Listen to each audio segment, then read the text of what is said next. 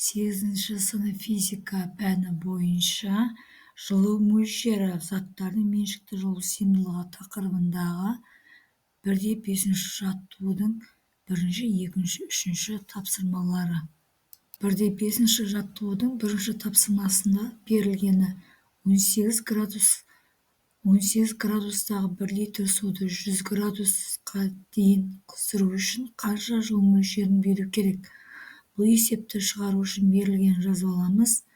В тең көлемі 1 литр, бірінші температурасы 18 градус, екінші температура 100 градус және судың тығыздығы бізге қажет 1000 кг бөлінген метр куб және меншікті жылу сыйымдылығы 4200 джоуль бөлінген килограмм көбейтілген градус.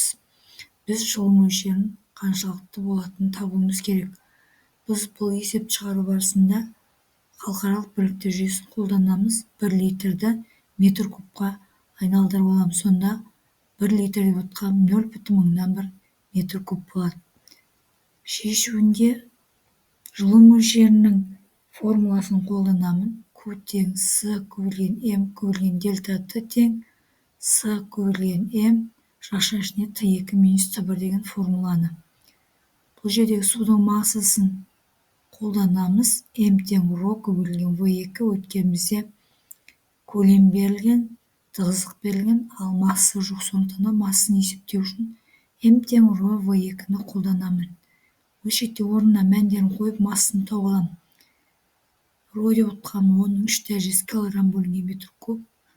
Көлем деп отқан 0,1 метр куб. Сонда екеуінің көбейтіндісі 1 килограммды береді. Енді жылу мөлшерінің формуласына барып мән қояйық. С-ның орнына меншікті жылу сыйымдылығына 4200 джоуль бөлінген килограмм көбейтілген градус көбейтілген 1 килограмм жақшаның ішіне 100 градус минус 18 градус. Сонда осыны көбейтіп, азайтып көбейтуді орындайтын болсақ 344400 джоуль болады екен. Немесе біз бұны 3,4 көбейтілген оның 5 дәрежесі джоуль деп жазуымызға да болады екен. Екінші есепте берілген көлемі 3 көбейтілген 6 көбейтілген 2,8 метр куб болатын бөлмедегі қалыпты атмосфералық қысымда тұрған ауаның температурасын 5 градустен 25 градусқа дейін қыздырғанда қанша жылу мөлшері шығындалады? Мұндай жағдайда ауаның тығыздығы 1,25 кг бөлінген метр куб, меншікті жылу сыйымдылығы 1 килоджоуль бөлінген килограмм көбейтілген градус шамаларына тең. Осы берілгендерін бойынша жазып аламыз. Көлемді, бірінші температураны, екінші температураны және ауаның тығыздығын, меншікті жылу сыйымдылығын. Осы кезде бөлінетін қыздырғанда қаншалықты жылу мөлшерін шығындалатынын есептейміз. Шешуінде Q тең См дельта Т тең См жақшаның ішіне Т2 минус Т1 меншікті жылу сыйымдылығының формуласын қолданамыз және бұл жерде судың массасын да есептейміз. Сонда М тең 1,25 кг бөлінген метр кубты көбейтем. Мына жерде көлемде үшеуін көбейтетін болсақ 50,4 метр куб болады. Сонда көбейтіндісі бұл жағдайда 63 килограммға тең. Олай болса, жылу мөлшерін есептейтін болсақ 1000 джоуль бөлінген килограмм көбейтілген градус көбейтілген 63 килограмм жақшаның ішіне 25 градус минус 5 градус. Бұлардың бәрі азайтып көбейтетін болсақ, бізге мынадай санны береді. 1,260,000 джоуль. Осы жерде біз жазатын болсақ, 12,6 көбейтілген оның 5 дәрежесі джоуль түріне келеді екен стандарт түрде жазу үшін. Үшінші есепте берілгені көлемі 8 литр термостат, температурасы 20 градус болатын 5 литр су бар. Оған температурасы 90 градус суды құяды. Термостағы судың соңғы температурасы қандай? Берілгеніне жазып аламыз. Көлемі 8 литр, бірінші температура 20 градус, екінші көлемі 5 литр су, Т2, екінші температура 90 градус. Жалпы судың термостағы соңғы температурасы қандай деп берілген.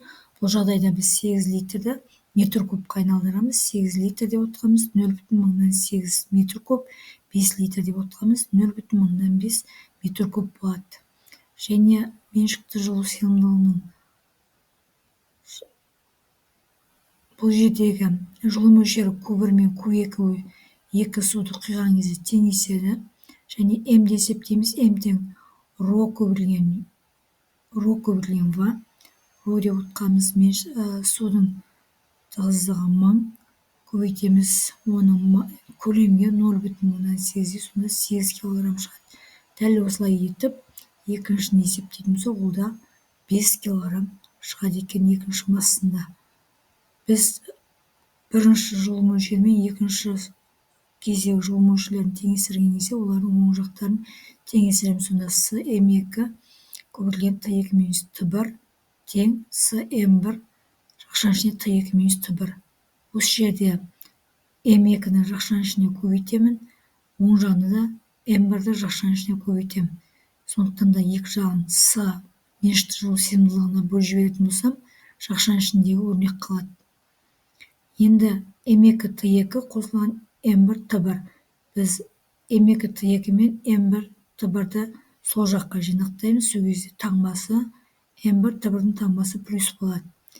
Енді оң жаққа М1 Т2 қосылған М2 Т1-ді жинақтайтын болсақ, бұл жағдайда М2 Т1-дің таңбасы плюс болады.